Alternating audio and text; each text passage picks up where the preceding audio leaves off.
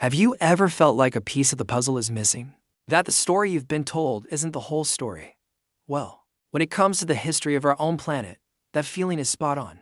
We tend to think of Earth's past as a continuous timeline, neatly laid out in textbooks. But what if that timeline is more like a torn and tattered book, with entire chapters ripped out, pages faded, and some sections burned beyond recognition? Beneath the very ground we stand on, buried in layers of rock and ancient fossils, lies a disturbing truth: vast, significant chunks of our planet's history are completely gone. We're talking millions, even hundreds of millions of years, that have been almost entirely erased. These aren't just small gaps, they're massive black holes in our understanding of life. They're called unconformities in geology, and they represent periods where the geological record just stops. Imagine a landscape being built up, layer by layer, like a cake. Now, imagine someone comes along and slices off the top few layers, and then starts adding new ones. The layers that were cut away are gone forever. That's what happens on a planetary scale. Tectonic plates shift, mountains rise and erode, sea levels rise and fall, and all of these processes can wipe clean the evidence of what came before. One of the most famous examples is the Great Unconformity. It's a gap in the geological record that, in some places, represents over 1 billion years of missing time. 1 billion years. That's more than twice the entire history of complex animal life on Earth. What happened during that immense period? What strange forms of life might have existed? What global events unfolded? We have almost no idea. The rocks that would have told that story were weathered away, subducted back into the Earth's mantle, or transformed beyond recognition. It's like trying to read a history book, where volumes through 10 are just gone. And it's not just rocks. The fossil record, our primary window into ancient life, is notoriously incomplete. Think about what it takes for a fossil to form. An animal has to die in exactly the right place, be buried quickly by sediment before it decomposes or gets eaten, and then remain undisturbed for millions of years. While minerals replace its organic tissue, the odds are astronomically against it.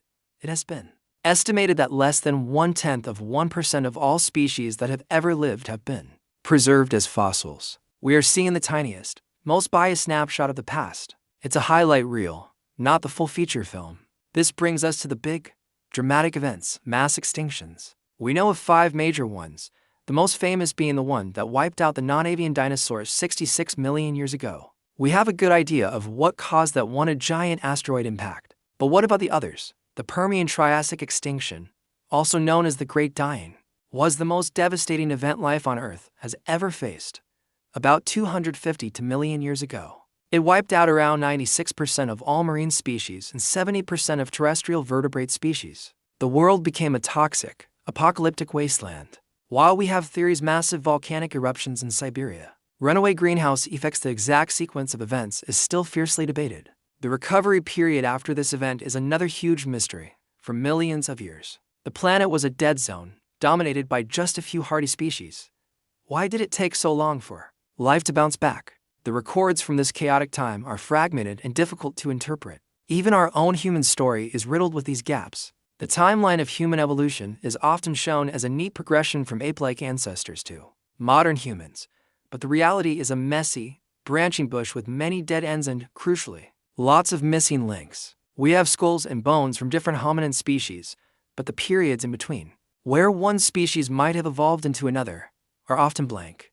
For instance, the transition from Australopithecus to the genus Homo is still a huge puzzle. What environmental pressures, what key evolutionary innovations led to the emergence of our own direct ancestors? We find a fossil here, a tool there, but the connecting narrative is often just educated guesswork.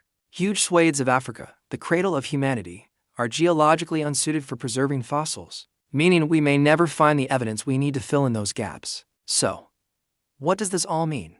It means our planet has a secret history, one far more volatile, chaotic, and mysterious than we can fully comprehend. The neat, linear story of progress we tell ourselves is an illusion, a convenient narrative we've constructed from the few fragments that have survived. We are detectives who have arrived at a crime scene millions of years too late, with most of the evidence destroyed. We can analyze what's left, create theories, and build models, but we have to accept that some questions might be unanswerable. There could have been entire epochs of life, bizarre evolutionary experiments, and global dramas that have left not a single trace. This isn't a reason to be discouraged. In fact, it's what makes science so exciting. These gaps in our knowledge are the frontiers of discovery. Every new fossil, Every new geological survey is a potential key to unlocking one of these lost chapters, but it also teaches us a profound lesson in humility. It reminds us that our current moment is just a single frame in a vast, epic movie, and most of that movie is lost. We are living on a world with a history so deep and tumultuous that we can only ever grasp a fraction of it. The lost worlds of Earth's past are gone, and their silence speaks volumes about the incredible power of time and the fragility of history itself. Thank you so much for joining me on this journey into the unknown. If you find these cosmic and planetary mysteries as fascinating as I do, make sure to like this video and subscribe for more deep dives. What missing chapter of history do you find most intriguing? Let me know in the comments below. See you next time.